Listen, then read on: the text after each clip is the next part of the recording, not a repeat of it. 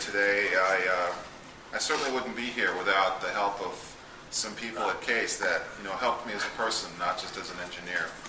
And I need to say thanks to my advisors, Dr. Lando and Dr. Rickert, and people in the university, again, who helped me along the way when I was here in my 20s. I think that one of the things when I was asked to do this was to try to think about who the audience was and how I might be able to relate and help them. And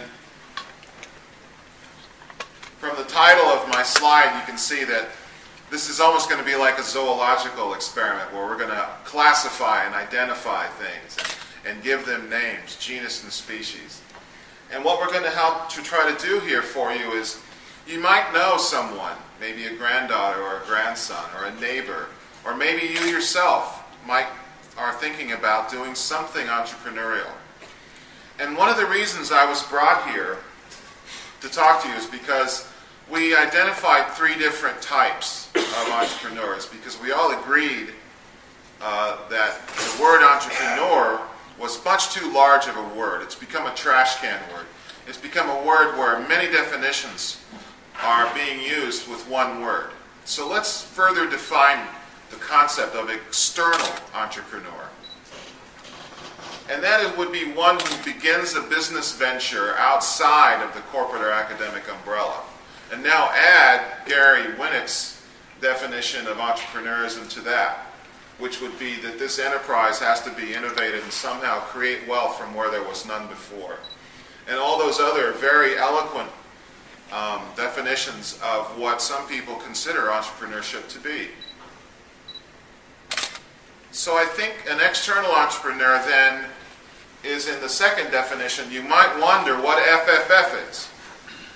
Well, this is a common venture capital term that we made a little bit of fun of about 3 years ago at a VC conference in San Jose. And the friends and family round is a common lingo in the venture capital, as usually being the #1 source of money, and we expanded that to be friends, family, and fools. So if those of you have been on what's considered not the leading edge of venture capital, but the bleeding edge of venture capital, I think you know exactly what I'm talking about. However, that kind of foolishness is required. And I think I saw a little bit of Gary's talk, and you talk about creating a vision beyond current reality. That requires a little bit of foolishness and faith. Sometimes those 2 terms can be intertwined. Most of these CWRU, CIT external entrepreneurs also are science and engineering focused. So that separates us from a lot of other schools because it is engineering and science focused. Extreme EEs, I'm going to bring up a new term today that I tried to copyright. And that's an extreme external entrepreneur. And that person then further takes this concept of being outside a corporation, outside an academic umbrella, starting on their own and from their own scientific or engineering innovation. In other words, it's their own idea, their own engineering idea. They use their own money, and they don't have some large corporation or academic enterprise helping them out. That's on your own. So, what in my experience, and this is my 4th company, Stanton Advanced Ceramics, since 1993. If you've read my bio, you know a little bit about that. It's what I seem to be able to do quite well, is start new companies, get them going, sell them off to some operational entity, and then do it again, and do it again. So that's the thing I seem to do well. So I've interacted now with lots of different people that fit this external entrepreneur, and this is to help you identify 4 personality traits that you may identify in this younger person that you're dealing with, that you could say, maybe they're good for this. #1, corporate superstar. I have a great example.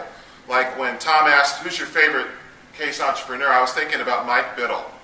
Mike was 3 years ahead of me at Macro Science, back at Jerry Lando and Scott Rickert's group. He got all A's. He was a softball hero. He could do no wrong. He went with Dow Chemical got his PhD here, all straight A's in macro science, went with Dow Chemical in Walnut Creek, California. They took him and sent him to the MIT Sloan Center to get his MBA, which he got all A's. He went back to Dow, innovated something, and then decided not to go forward with it. He decided to divest it. So who took it over? Mike Biddle, corporate superstar, becomes entrepreneur. That is a common way to come into this entrepreneurship.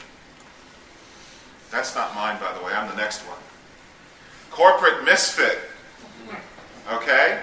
You might think, and this is someone who may have had great intellectual promise or really shown a lot at school. They get into a corporate environment and they just can't fit. Right? So they go from job to job, maybe contract to contract. They still produce at these particular locations, but they just don't fit because they have this idea in their head that they can do something different.